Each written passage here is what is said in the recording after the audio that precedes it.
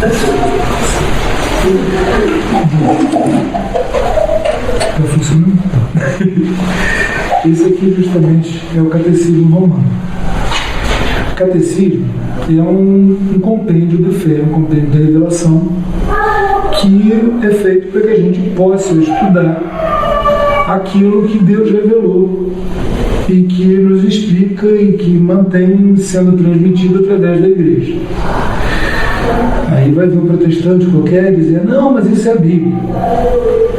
Aí a gente é forçado a dizer que não é só a Bíblia. Existe tanto a verdade que está revelada na Bíblia, tudo que está na Bíblia é verdade, quanto aquilo que é tradição e que é trazido pela igreja oralmente. Ou seja, a tradição ela tem uma parte escrita na Sagrada Escritura e uma parte oral. O catecismo ele é uma compilação dessa tradição, uma compilação disso que foi revelado por Nosso Senhor. A gente pega no finalzinho do Evangelho segundo São João, é dito que muitas outras coisas disse e fez Nosso Senhor, que se fosse escrever tudo, a Terra não conteria os livros necessários para escrever isso tudo. A Igreja contém isso, a Igreja transmite isso. O catecismo, qualquer um dos catecismos da história da Igreja, ele é, na verdade, uma versão, um resuminho do principal disso. Esse catecismo é o catecismo que foi mandado fazer pelo Papa São Pio V, depois do Concílio de Trento. O Concílio de Trento foi o concílio que, para nós, aqui no Brasil, é o mais importante, porque é o concílio que foi feito para responder aos erros protestantes. O resultado é que ele tem, esse catecismo, ele tem explicações que nos ajudam muito quando aparece esse pessoal protestante, justamente, falando um monte de besteira. A gente sabe como responder, a gente aprende justamente voltado para aquilo que eles atacam. A verdade é uma só. Então a gente vai ter outros catecismos, o padre falou agora há pouco sobre o X, por exemplo, que também é um excelente catecismo e que também tem muito uso no Brasil.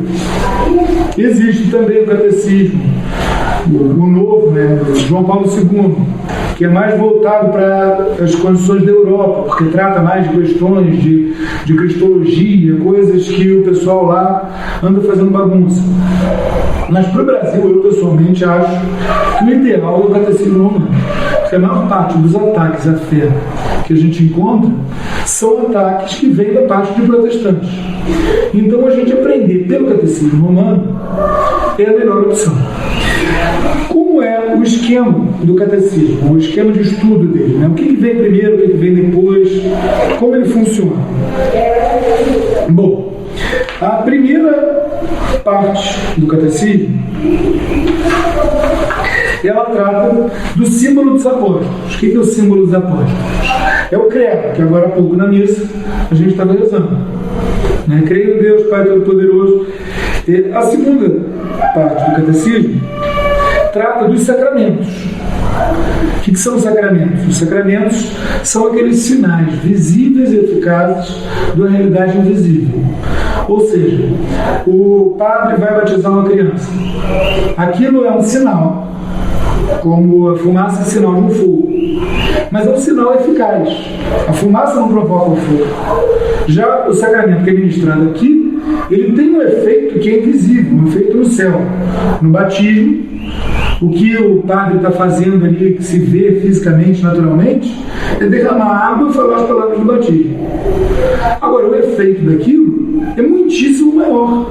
Ele está fazendo com que aquela criança seja adotada filha de Deus. É uma mudança em quem aquela pessoa é. Então é um sinal que é visível e eficaz de uma realidade que é invisível, a gente não vê. A pessoa que é filho de Deus não ganha uma auréolazinha na cabeça.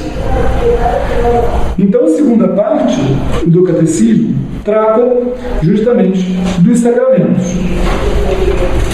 dos 7 sacramentos. Finalmente, a terceira parte trata dos mandamentos. Então, são 3 partes. A primeira, falando daquilo em que a gente crê.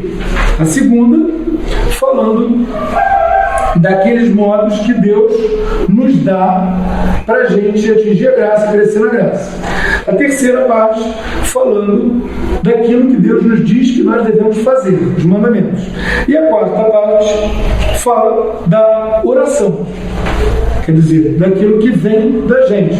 O que a gente deve fazer, o que a gente não pode fazer, os mandamentos, e como que a gente vai se unir a Deus na oração, qual é a eficácia da oração, a oração dominical. Tudo isso, então, é o conteúdo desse livrão aqui. A gente não vai lendo o livro, porque lendo o livro vocês podem pegar e ler em casa. O que a gente vai fazer vai ser ir contando do livro, e explicando e apresentando as verdades que estão contidas dentro desse livro. E aí, claro, vocês podem fazer pergunta, quem estiver vendo pela internet pode mandar um e-mail também, profcarlos@hsjonline.com, e a gente responde as perguntas. Quem estiver ao vivo, faz a pergunta ao vivo, quem estiver pela internet faz a pergunta. Nós vamos então tratar da fé. O que é a fé? Se a gente chegar para um protestante, ou se a gente chegar para um maluquinho qualquer da rua, ele vai dizer: eu tenho muita fé. A gente diz: fé em que? Eu tenho fé em Deus. O que é fé? O protestante, em geral, se a gente aperta ele bem, ele acaba dizendo que, para ele, fé é ele ter certeza que ele vai para o céu, por exemplo. O que não é fé. O que é uma perversão da virtude da esperança. A gente tem a esperança de ir para o céu. O protestante, ele acha que ele vai com certeza. Ele chama essa esperança deformada pelo orgulho de fé. Mas a fé não é isso. A fé ela tem um objeto. A gente tem fé em alguma coisa. Sabe? A gente tem fé justamente naquilo que foi revelado por Deus. É por isso que ao tratar do credo, daquilo que a gente começa com eu creio em, ao tratar do credo, a gente começa justamente por uma explanação do que seja a fé. A gente, se procurar na Sagrada Escritura, vai encontrar várias expressões tratando da fé, que parecem estar falando até de coisas diferentes. Grande a tua fé, aumentar a nossa fé, a fé sem obras é morta, a fé que opera pela caridade, mas a fé é uma só virtude. Todas essas expressões, na verdade, estão remetendo a uma só coisa, que é a virtude da fé. E o que é uma virtude? Uma virtude é um bom hábito. Por exemplo, a gente tem hábitos que são moralmente neutros, mas que são hábitos. Acordar de manhã e tomar banho. Algumas pessoas não conseguem acordar sem tomar banho. Se não tomar banho, você passa o dia meio dormindo. Por quê? Porque ele fez aquilo tanto e tantas vezes que aquilo se tornou uma coisa natural nele. Escovar os dentes depois de comer também é um hábito, que também é moralmente neutro. Ninguém vai para o céu porque escovou os dentes e para o inferno porque deixou de escovar os dentes. Agora, quando o hábito é um hábito bom, é um hábito virtuoso, é o que a gente chama de virtude. Quer dizer, virtude é aquele hábito de fazer uma coisa correta. No caso, a virtude da fé, ela é o hábito de se crer naquilo que foi revelado por Deus. A gente não acredita agora e amanhã não. Não é uma coisa que dê um entusiasmo gigantesco. Hoje eu estou com muita fé e amanhã eu não acredito em nada. Ela é uma relação, na verdade, entre o homem e Deus. Por quê? Porque ela também é uma graça de Deus. A gente pode chegar pela razão, a gente pode chegar e conversar com alguém e fazer essa pessoa perceber pela razão que há Deus, que Deus existe. A gente pode até ir um pouco mais longe e fazer essa pessoa perceber pela razão e pelo testemunho dos santos, pelos milagres, pela própria presença viva da igreja, com tanta gente dentro da igreja trabalhando contra, é um milagre literalmente é um milagre que a igreja esteja aí 2000 anos. Não é que hoje tem mais gente ruim, sei lá, aqueles padres tarados que tinha em alguns lugares, tem ainda, outros que não acreditam em nada, fazem propagandas comunistas, falam que qualquer coisa está bom, fazem cerimônias budistas, macumbas, atabaques. Isso não é novidade. Sempre teve padres ruins, sempre teve maus cristãos, sempre teve maus bispos, maus papas até. Já teve um papa que morreu na cama de uma mulher casada aos 27 anos de idade. Era papa. Quer dizer, como é que a igreja sobrevive a isso? Imagina se uma indústria, um comércio, tivesse uma quantidade de gente trabalhando contra, como a igreja tem. Não teria como funcionar. Iria falência muito depressa. Já a igreja ela é garantida por Deus. Deus garantiu, as portas do inferno não triunfarão sobre ela. Resultado, a gente tem na própria presença da igreja uma razão que se pode dar para alguém que já tenha aceitado que Deus existe, que já tenha até aceitado, por exemplo, no meio dos protestantes, que nosso Senhor Jesus Cristo é verdadeiramente Deus e é verdadeiramente homem, para essa pessoa acabar de aceitar a igreja. Mas quem vai dar para a pessoa a fé vai ser Deus.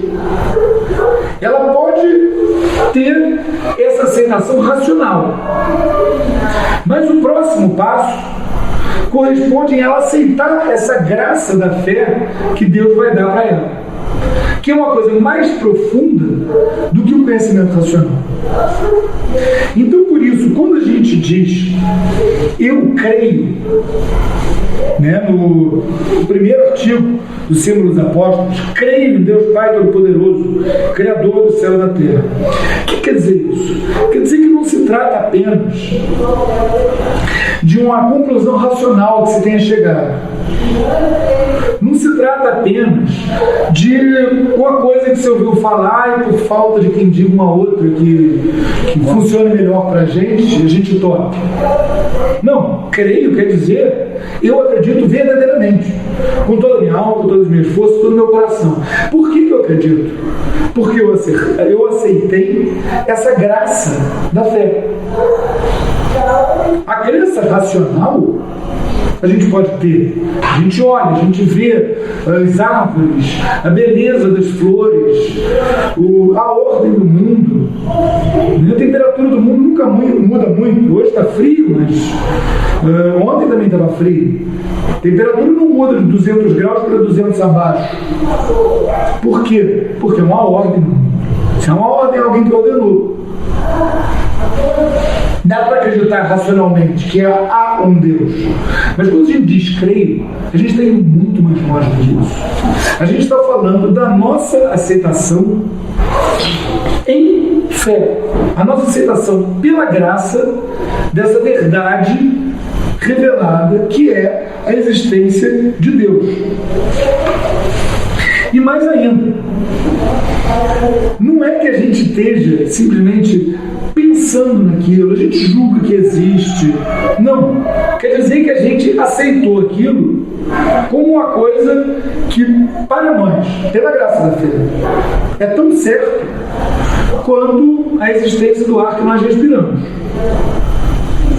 Nós não vemos o ar. A gente pode até sentir, se abana, faz vento. A gente pode até sentir o ar. Deus, nem isso. Mas a gente crê em Deus significa que é tão evidente para a gente, ou mais evidente ainda, porque se trata de uma graça, que Deus existe, do que o próprio ar que nós estamos respirando existe. Essa crença verdadeira, ela exclui toda dúvida. Não se trata de um julgamento, parece que Deus existe, mas de algo que é completamente taxativo, é uma certeza.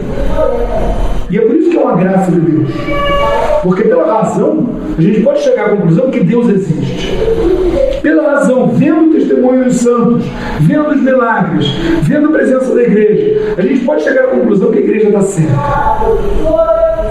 Mas a gente não pode ter nunca essa crença, essa convicção tão perfeita, completa, absoluta, que é a que nós expressamos ao dizer creio.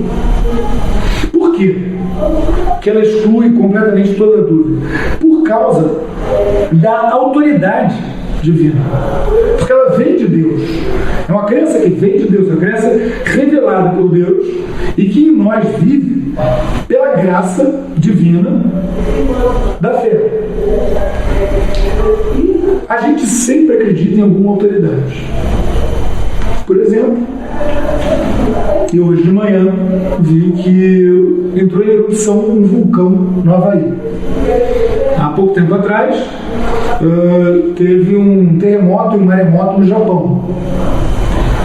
Por que eu acredito nisso? Porque alguém me disse. Eu não estava no Japão. Eu não estava no Havaí. Mas eu acredito. Eu nunca fui à África, mas eu acredito que a África existe. Por que eu acredito? Porque alguém me diz isso com autoridade. Agora, que autoridade é essa? A autoridade da TV Globo, quando fala dicas de saúde, por exemplo, que você estava comentando. A TV Globo nos dá dicas de saúde, vem o doutor fulano e fala, não tome muito café, faça isso, faça aquilo. A gente vai acreditar na autoridade daquele médico, porque ele estudou, é médico há 20 anos. Quer dizer, é uma pessoa que conhece o corpo. Ora, a autoridade de Deus é muito maior que a autoridade do médico da Globo. E essa crença, ela é, portanto, muito mais excludente de qualquer dúvida, muito mais impossível a gente duvidar da revelação divina do que é da gente duvidar da autoridade do médico da Globo, do noticiário que nos fala sobre o Japão, onde eu também nunca estive. Então eu poderia perfeitamente dizer, eu não acredito no Japão, porque nunca me veio alguém em que eu realmente confie e me disse pessoalmente, acredite, eu estive no Japão. Eu poderia não acreditar no Japão, mas isso é ridículo. Todo mundo sabe que o Japão existe. Pois todo mundo deveria saber muito mais que Deus existe, que Deus é Pai, Todo-Poderoso, Criador do céu e da terra. A gente não pode, portanto, ficar pedindo razões para Deus. Se a gente ficar pedindo razões para Deus, mas por que eu vou acreditar? O que você está mostrando? Que a gente não pode dizer ainda, eu creio. A gente ainda não aceitou essa graça da fé. Que ela é uma graça. Isso é uma etapa. É uma etapa no processo de conversão. Uma pessoa que esteja vindo do mundo, esteja vindo da sociedade que não crê em Deus. Essa pessoa, o que ela vai fazer? Ela vai começar, talvez, pela razão, chegar à conclusão que Deus existe, testemunho dos santos, dos milagres, a presença da igreja. A igreja está certa.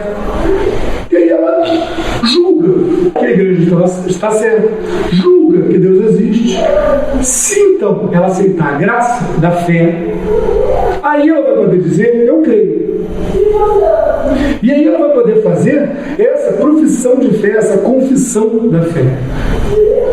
É por isso que a gente chama de profissão de fé. Por isso que a gente também diz que é uma confissão de fé. Porque ela vai estar vindo de dentro para fora. A profissão. Ela é feita junto com os outros. É a confissão. Do quê? Da fé. Dessa graça que Deus nos deu de crer nele e de crer em tudo o que ele nos revelou. Quando a gente diz, então, que a gente crê em Deus, a gente está dizendo uma coisa enorme. Por quê? Porque Deus é infinito. A gente não está falando de um detalhe. Seja um detalhe como a existência do Japão. O Japão tem, sei lá, 200 milhões de habitantes, atualmente sofrendo por causa das consequências daquelas usinas nucleares, radiação, etc. Eu acredito que existe o Japão. Claro, eu confio em muita gente que já esteve lá, muitos estudiosos que estudaram a cultura japonesa. Eu já vi pessoas que moraram lá, nasceram lá. Mas o Japão está aí o que? 3.000 anos? 3.000 anos atrás não existia o Japão. 4.000 anos atrás não existia o Japão. Talvez daqui a 2.000 anos não exista mais o Japão. Talvez os habitantes tenham se dispersado, a ilha tenha afundado por algum terremoto desses. Ele é passageiro. Por mais que seja uma multidão de 200 milhões de pessoas no país inteiro, ele é passageiro. Nós mesmos estamos aqui no topo de uma montanha que há algumas eras geológicas atrás talvez fosse um fundo do mar. É passageiro. Já Deus não é passageiro. Antes que houvesse todo o universo, toda a Terra, cada montanha dessas que parece que está aí desde sempre, Deus já era. Deus já existia. E isso é absoluta e completamente gigantesco. É tão gigantesco que é difícil para a gente perceber a grandeza que é Deus. É por isso que há uma tentação muito grande na nossa sociedade de criar um Deus de bolso. Né? A pessoa pega e fala de Deus quando está em apuros, ou então usa Deus como vírgula na conversa. Ah, graças a Deus aconteceu tal coisa, eu vou pedir a Deus não sei o quê, como se estivesse falando, vou pedir ao meu primo que é vereador. É mais até um respeito ainda menor, na verdade, do que seria eu vou pedir ao prefeito, porque o prefeito tem que marcar a hora. Deus não precisa marcar a hora. Mas as pessoas perdem a noção da grandeza e da dignidade infinitas de Deus. Quando a gente diz creio em Deus, a gente está falando que a gente crê em algo, em alguém que é tão infinitamente maior que todos nós, que ele não poderia ser contido por nada. Tudo que nós vemos, a gente olhar da janela, as montanhas em volta, as pessoas, até ali no horizonte, se for a beira do mar, aquele mar gigantesco, tudo isso é minúsculo. As estrelas do céu, numa noite sem lua, a gente consegue ver luz que está viajando pelo espaço há anos para chegar na Terra, na velocidade da luz, distâncias absurdas. Tudo isso perto de Deus é minúsculo. Então, quando a gente diz eu creio em Deus, a gente está afirmando a nossa fé em algo tão infinitamente maior, em alguém tão infinitamente maior, que é difícil a gente se dar conta do privilégio que é nós podermos não só crer que Deus existe, mas nos religarmos com Ele na religião, o recebermos no Santíssimo Sacramento. Impressionante. Ele, tão gigantesco, se dá a nós de uma forma tão humilde, quando na hóstia consagrada. É uma enormidade que a mente humana é incapaz de alcançar. A filosofia, o conhecimento científico é incapaz de alcançar. A gente pode pensar o maior que se puder. A gente não vai conseguir alcançar plenamente a grandeza e a dignidade divina. A gente vai pensar por analogia. A gente diz é o Rei dos Reis, o Senhor dos Senhores. O que é um rei perto de Deus? Nada. Tem uma poesia muito bonita em inglês. O sujeito anda pelo deserto e ele encontra uma série de ruínas caídas. Aí ele vê uma estátua, um pé de uma estátua caída. Ele olha e vê escrito no pé da estátua: tremei todos os povos e nações, eu sou o grande rei, não sei o que conquistou toda a terra. Que rei é esse? Passou. Hoje mesmo, a gente reza nos Salmos, fala de temível Og, rei de Bazã. Que? Quando os Salmos foram escritos, era como se estivesse falando hoje: tremeram os Estados Unidos. Daqui a 2000 e tantos anos, mas em que Estados Unidos? O que quer dizer isso? Quem era? Quem era? Sumiu. Hoje, ele, o Og, a gente só sabe que ele existe, que não é um nome de piada de homem das cavernas, por causa dos Salmos, porque ele era de Deus que é tão maior. Ô Carlos, uma parte. Eu creio em Deus. Em qual Deus? O grande problema é que, como você disse, que a gente crê em Deus até mais do que sente o ar, a gente não pode encapsular a energia elétrica. Embora a gente consiga encapsular em alguns pequenos detalhes, mas ela é infinitamente maior. Eu não vejo a energia que circula, mas eu acredito nela porque eu vejo a luz acesa. Eu acredito nela porque eu vejo motores se movendo. Mas aquilo não é a luz elétrica. Aquilo é uma fração de milésimos de um efeito daquela energia toda que existe no nosso pequeno planeta diante de Deus. O problema é que as pessoas hoje querem criar deuses. Eu quero o meu Deus que é bonzinho assim, eu quero o meu Deus que faz assim. E a gente tem testemunha de que o Deus, ele está especificado. Porque os judeus seguem tão à risca? Porque eles têm a consciência de que está escrito. Se está escrito, é aquilo. Eu não tenho poder de pedir, Deus, eu lhe aceito se o senhor modificar um pouquinho, né? Se o senhor quebrar um galho, me liberar para fazer. Então esse está sendo o grande problema na minha visão na atualidade. Eu queria que você especificasse um pouco mais. Eu creio em Deus, mas em qual Deus? É esse Deus da tradição e da escritura? Ou é Deus que eu vou criar para mim, para teatralizar ou criar fenômenos? Será que Deus tem que ser um fenômeno? Ele tem que ficar criando fenômenos o dia inteiro, todo dia, para comprovar? Imagina, para cada um da humanidade vai criar um fenômeno. E se existe vida em outros lugares, ele vai ter que se preocupar o tempo todo. Nossa, eu tenho que provar para aquele que eu existo, senão ele não existe, ele não me aceita, ele não está comigo. Mas não é esse o caso. Não é nós devemos aceitar Deus. Nós devemos pedir a graça de que Deus nos aceite. Nós precisamos justamente. Qual é esse Deus? Eu queria que você falasse sobre isso. É esse o ponto. Por isso que eu estou falando dessa grandeza infinita de Deus, dessa dignidade infinita de Deus. Porque, como se disse, as pessoas, na verdade, elas querem criar, eu falei, um Deus portátil. O que quer dizer isso? Quer dizer que a pessoa vai pegar parte dela mesma e vai chamar essa parte dela mesma de Deus. Ou seja, de criatura, ela quer se tornar criador. Se a gente pega na Sagrada Escritura, no livro do Gênesis, relato daquele, capítulo 3 do Gênesis, o que nós temos? Nós temos a serpente que diz: sereis como deuses. O que quer dizer se sereis como deuses? Quer dizer, eu quero ser Deus no lugar de Deus. Quer dizer, eu quero que seja eu quem defina o bem e o mal. E é isso que as pessoas fazem.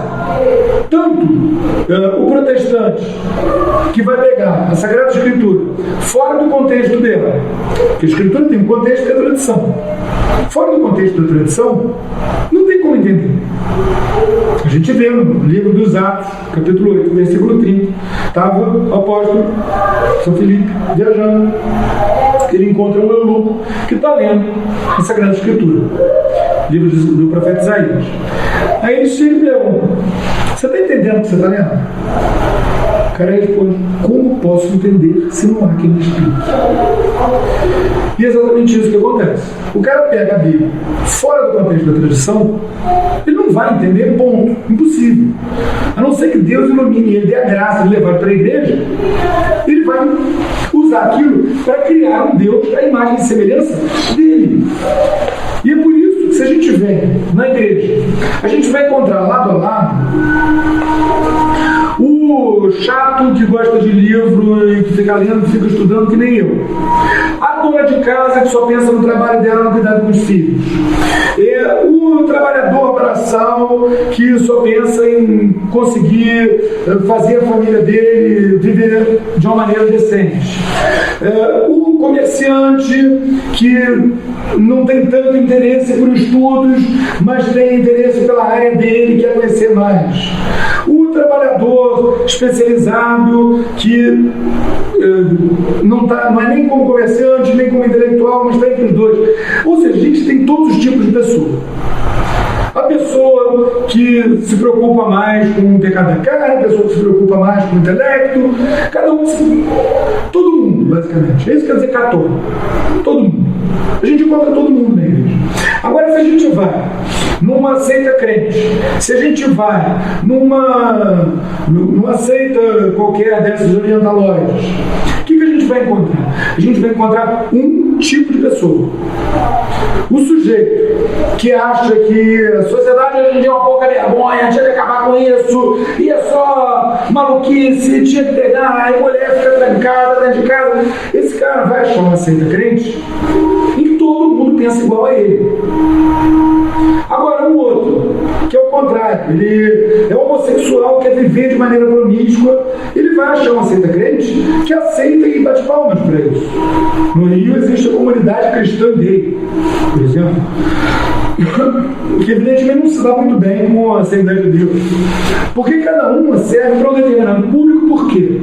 Porque ela serve, na verdade, para reunir as pessoas que criaram um deusinho de bolso, a imagem e semelhança delas.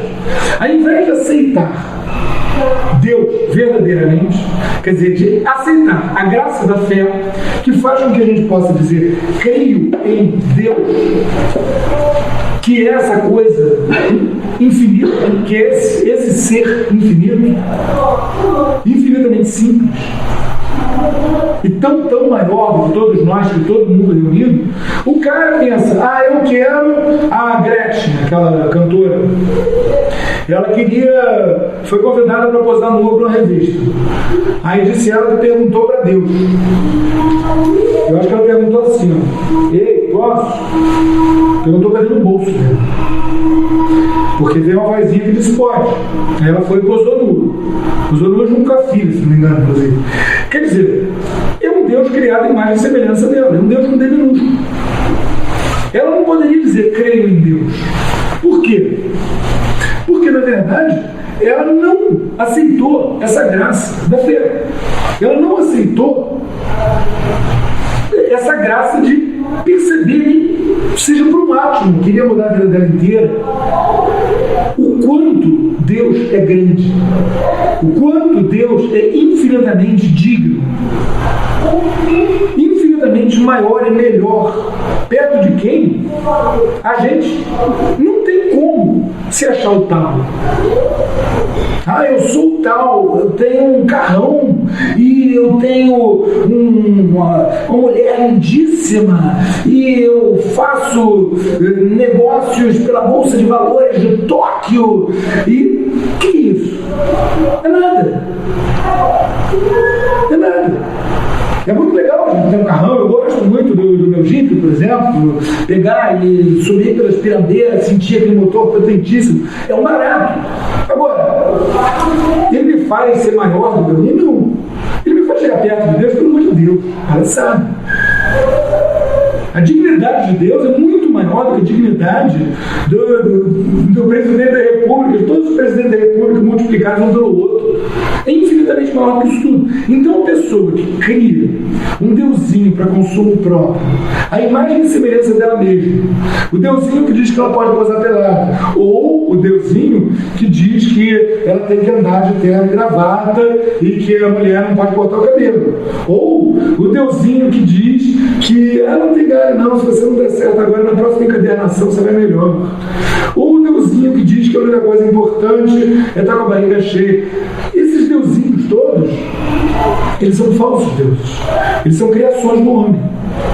Eles são deuses criados em imagem e semelhança. O homem que está se colocando no lugar de Deus, a criatura que está se fazendo de Criador. E é por isso que a gente encontra tantos. E é por isso que eles são tão, na verdade, incompatíveis um com o outro. O sujeito pega e diz, eu quero encontrar Deus. Por quê? Porque minha vida está horrível. Minha vida está horrível. Minha vida tem que melhorar. Eu vou juntar com Deus que minha vida melhora.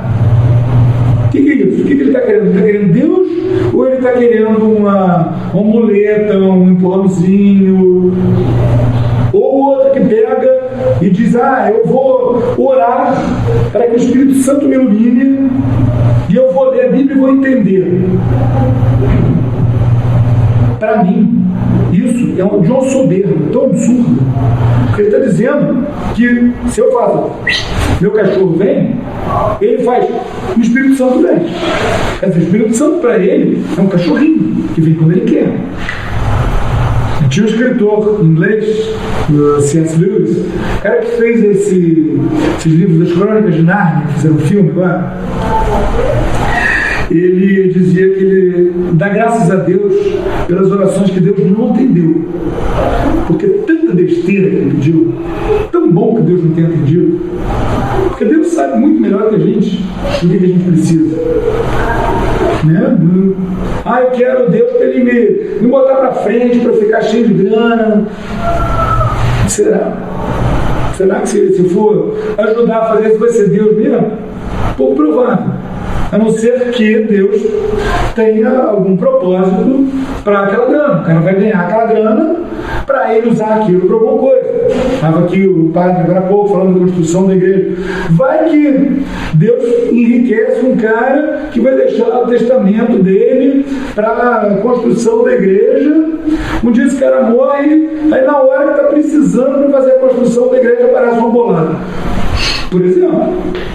Agora, dinheiro já é um troço que é perigoso. Né? A gente corre risco de começar a se mimar. Perigoso a gente se mimar. Não é o dinheiro em si. A gente acaba ficando escravo do dinheiro, querendo tanto desconforto que a gente não quer largar aquele desconforto.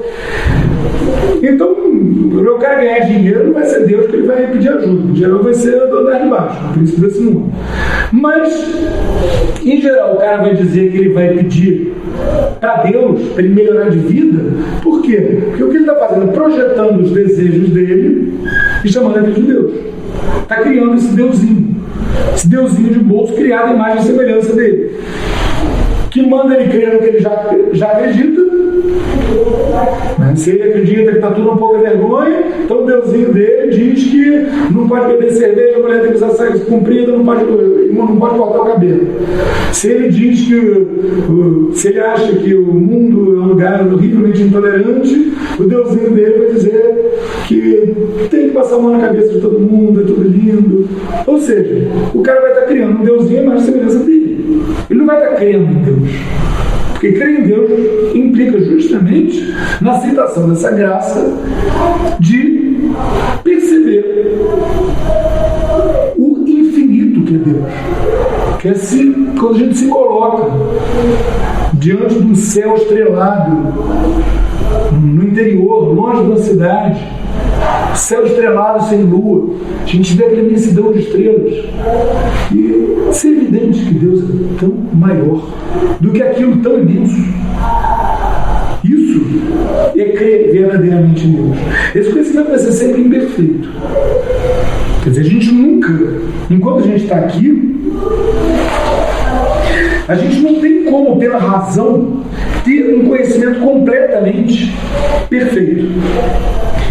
Mas a fé vai nos dar um conhecimento que já é bem mais perfeito do que esse, da razão, da filosofia, mas que só vai ser completo, só vai ser perfeito até o fim.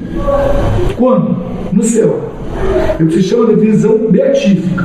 Quer dizer, quando a pessoa está no céu, face a face com Deus, então é a visão beatífica. Beato quer dizer feliz.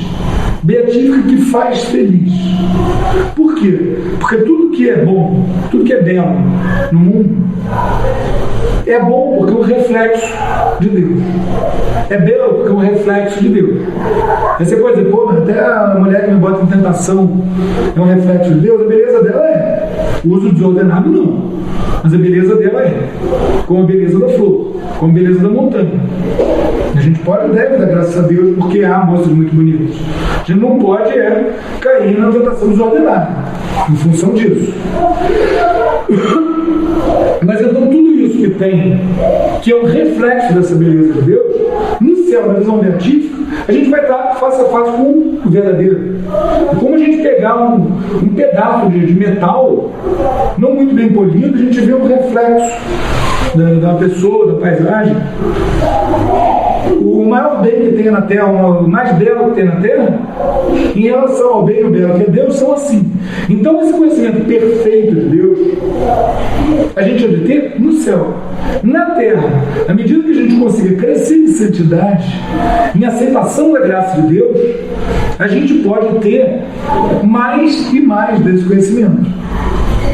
Vê a Santa Teresa d'Ávila, por exemplo, um São João da Cruz, grandes santos místicos. Eles tiveram conhecimento de Deus perto do qual qualquer um de nós empalidece, ainda aqui na terra. E lá no céu, na visão beatífica, então, eles estão em completo união. Por quê? Porque ele, ao mesmo tempo, é infinitamente maior do que nós. Ele é infinito e a gente é infinito. A gente tem um começo no tempo. Deus não tem nem começo no tempo, nem fim no tempo. E, ao mesmo tempo, ele é infinitamente simples. E a gente não é infinitamente simples. Pelo contrário, qualquer coisa que a gente vai entender, a gente está montando na cabeça com o que veio pelos olhos, pelos ouvidos, pelo tato, pelo paladar, pelo olfato. A gente recebe essa coisa que vem pelos sentidos picadinha, monta lá dentro. Deus, que não é acessível aos sentidos, é infinitamente simples. Para a gente entender, a gente acaba tendo que fazer explicações extremamente complexas para tentar chegar um pouquinho mais perto. E mesmo essas explicações, às vezes, São Tomás de Aquino, por exemplo, que escreveu coisas maravilhosas, Suma Teológica dele, a parte sobre Deus, o tratado sobre Deus, Suma Teológica, é de ler de joelhos. Mas um dia ele teve uma visão mística. Ele se deu conta do quanto que aquilo tudo, por mais que tivesse certo, era nada perto da dignidade, da grandeza infinita de Deus. Nada do que está ali está errado. Mas ele disse: é tudo palha. Palha perto da madeira de lei. A grandeza e a dignidade de Deus é infinitamente maiores. E quando a gente diz eu creio em Deus, a gente está dizendo que a gente aceita essa fé que pode ser dada tanto ao sábio mais estudado, quanto a pessoa mais simples, mais ignorante. Às vezes ela vai ter uma fé maior do que a do sábio. Uma fé mais aceita, mais arraigada, para ela é mais evidente ainda esse infinitamente digno, infinitamente bom que é Deus. Porque Deus é sumamente bom. Ele é completamente bom. Qualquer bem que tem por aí é reflexo de Deus. É sumamente justo. Qualquer justiça que tem aí é uma adequação à justiça de Deus. A gente vive podendo perceber Deus nos reflexos dele, nas coisas criadas. E é por isso que a gente tem que complicar tanto para a gente conseguir entender aquele que é infinitamente simples. Porque nós não somos tão simples assim. E Deus é um só. Por quê? Porque seria impossível haver mais de um. Porque ele é infinito. Como é que você vai ter dois infinitos? Ele é maior do que o universo. Como é que você poderia ter mais do que um maior do que o universo? Ele é completamente perfeito.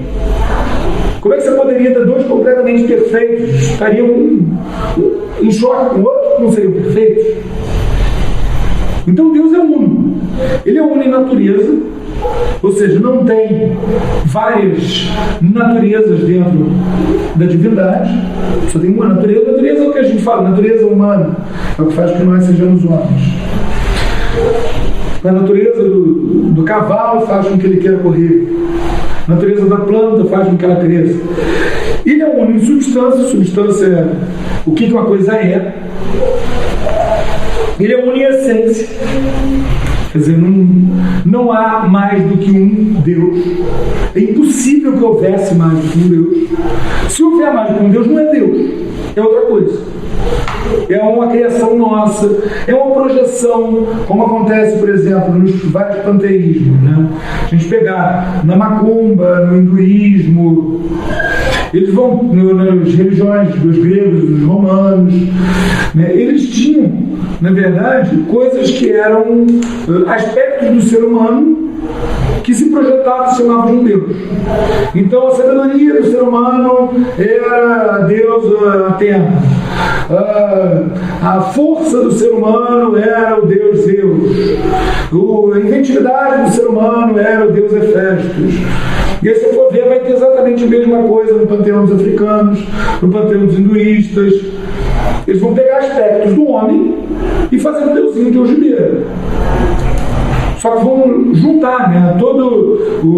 A vaidade de todas as mulheres vai juntar e vai dizer que aquilo é uma deusa da vaidade, por exemplo. Mas aquilo é o quê? É o humano projetado. Já Deus não. Deus é completamente outro. Completamente outro. Ele não é um homem. O homem é criado em imagem e semelhança dele. Já os deuses dos pagãos, e aí eu incluo esses deusinhos de algibeira que as pessoas criam, esse deusinho de bolso, o Deus que diz que pode posar nua, o outro que diz que mulher não pode cortar o cabelo. Esses deusinhos de bolso são como os deuses dos pagãos, são criações humanas. Então eles não são não são um só, não tem como ser. Vai ter um para cada cabeça é uma sentença, então vai ter um para cada pessoa, e não vai ser Deus. Você pode até dizer que uma pessoa está tentando, está procurando, mas você não pode dizer que ele encontrou. Você não pode dizer sequer que ela acredite em Deus. Por quê? Porque aquilo é da criação dela, não é o próprio Deus. Agora, na próxima aula, vai ser sábado agora, porque já está acabando, eu estou vendo ali a Mari concluindo o catecismo das crianças, a gente acaba mais ou menos junto. A próxima a gente vai começar na hora, acabar na hora.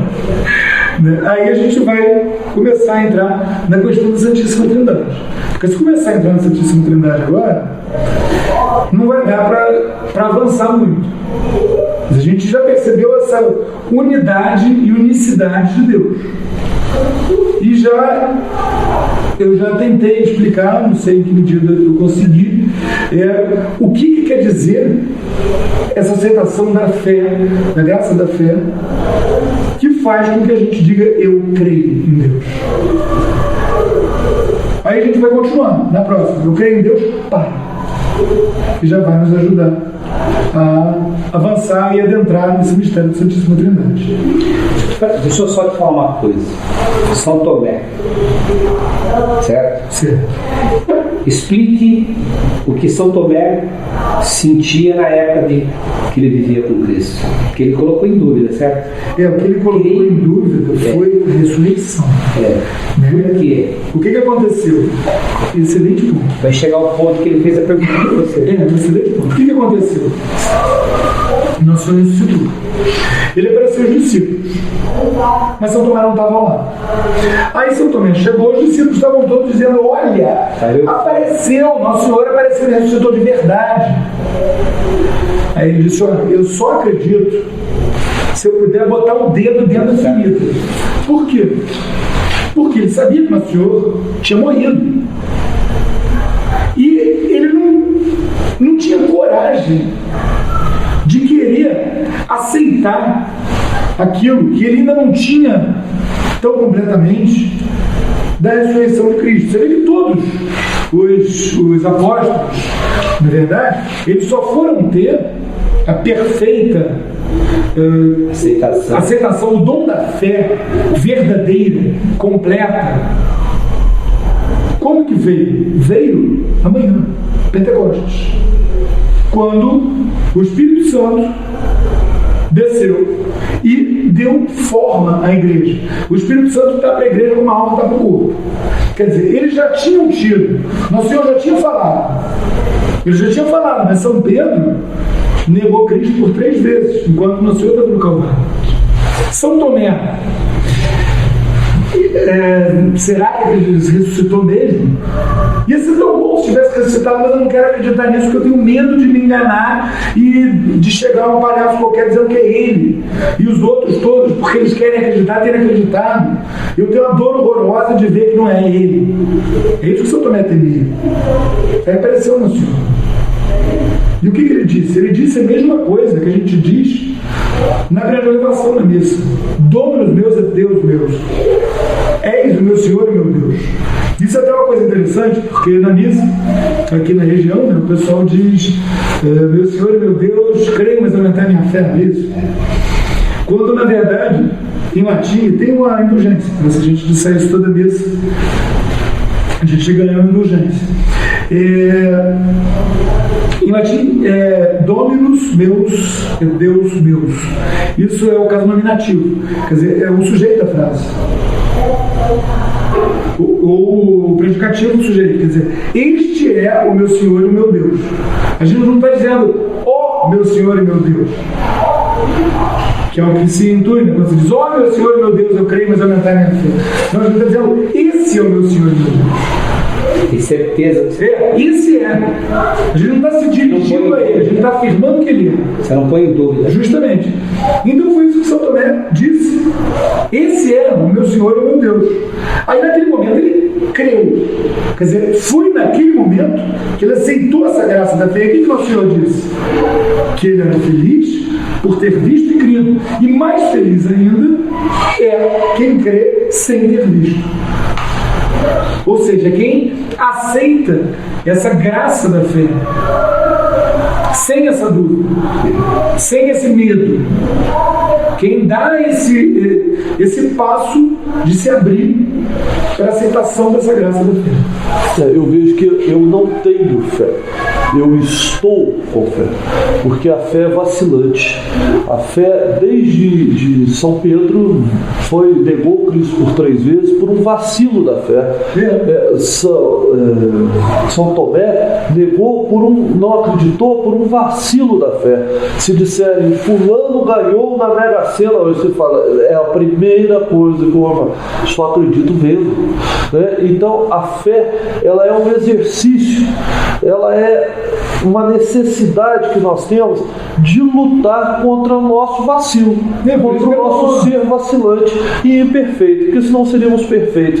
Então nós lutamos diariamente. Um padre luta muito mais do que um leigo, né? Porque muito mais tentado, muito mais tentado, né? Porque ele realmente, um padre, no começo dessa palestra, foi colocado que os padres, há padres imperfeitos, há padres ruins.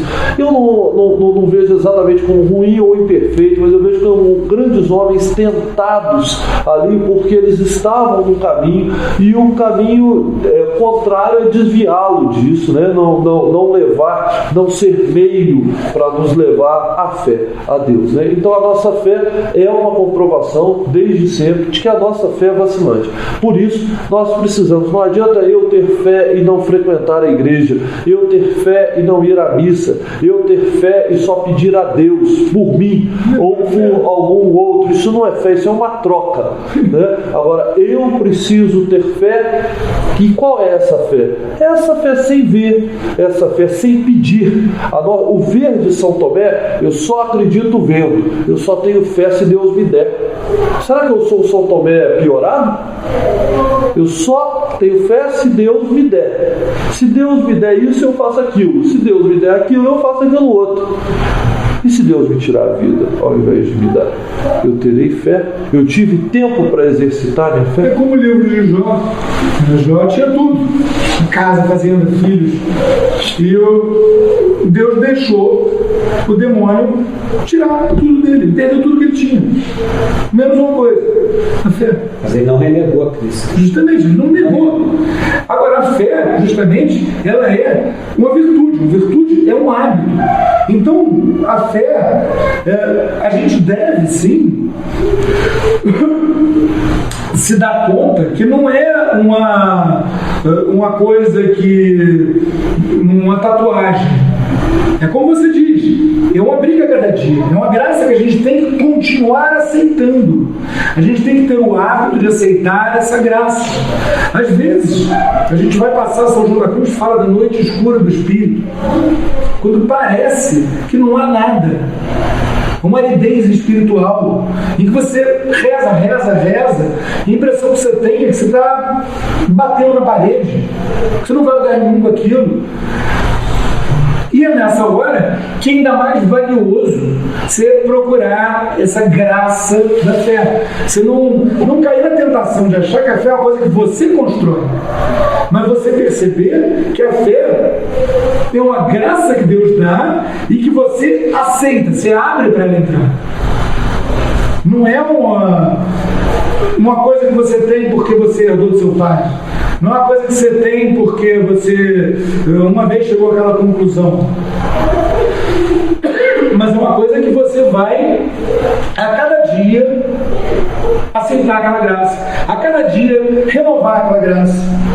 A cada domingo você vai na missa, por isso que eu estava falando outro dia. Eu não posso passar sem missa, eu me conheço, eu não posso passar sem missa. Se o Padre Eduardo não está aqui, a gente não tem a missa na forma extraordinária. Faço que nem São João, agarra na barra, sai de Nossa Senhora, vou lá no rock and roll, que tem uma missa por baixo daquilo tudo, porque eu não posso ficar sem missa, eu preciso disso, para poder continuar aceitando a graça da fé. Por mais que a missa esteja escondida debaixo de um fuzueiro, um furdúncio, ela está ali. E sem ela eu não consigo. Ah, que seja mais forte que eu não. Fazer isso em memória de mim. É o que se resume uma missa. Fazer isso em memória de mim. Nós vamos lá por isso, pelo sagrado sacramento. Né? Mas cada um entende a fé de uma maneira, Carlos, um pequeno debate assim. Você, que é um filósofo, você entende de uma maneira, filósofo e teólogo, você entende da maneira filosófica e teológica. Mas, por exemplo, há uns que se ligam pelo fato histórico, né? Que é, por exemplo, o meu caso. Eu adoro história e eu acabo me ligando pelo fato histórico. É inegável. Deus nos deu Cristo, né, como seu Filho, não para que a gente... Eu não acredito que a gente seja melhor ou pior do que os outros e que Deus tenha que ter dado uma prova. Mas Deus não nos deu uma prova dando Cristo. Deus deu um meio, porque a nossa cabeça é incapaz, nossa cabeça é comparativa, a nossa mente é comparativa. Eu tenho um carro e esse carro é muito bom. O que ele significa? Que é melhor do que algum outro que eu tenho como parâmetro. Eu tenho um carro, mas este carro, ou o meu parâmetro, existe alguma coisa melhor do que o carro que eu tenho. Então, quando ele nos dá Jesus Cristo, que é o ato mais maravilhoso que nós podemos ter na face da terra, mas quando ele nos dá Jesus Cristo, ele nos tira e isso vai ficar para a próxima, com certeza, ele nos tira da abstração e nos coloca no fator histórico, né? Eu creio em Deus, Pai Todo-Poderoso, Criador do céu e da terra, e em Jesus Cristo, seu único Filho. Então ele nos tira da abstração, né, e nos coloca nos fatores, uma maneira de conseguir entender a Deus por meio de Jesus Cristo. Isso é a coisa mais linda do mundo, encarnação. Por isso que a gente marca o tempo. Estamos agora em 2011. Do que? Da encarnação, do momento que Deus, que está fora do tempo, entrou no tempo. Deus, que é maior do que o tempo, se fez pequeno e entrou no tempo. Isso é a coisa mais linda, mas isso a gente vai falar hoje, mais pra frente. É muito, muito maravilhoso. Vamos rezar uma Ave Maria para a gente concluir?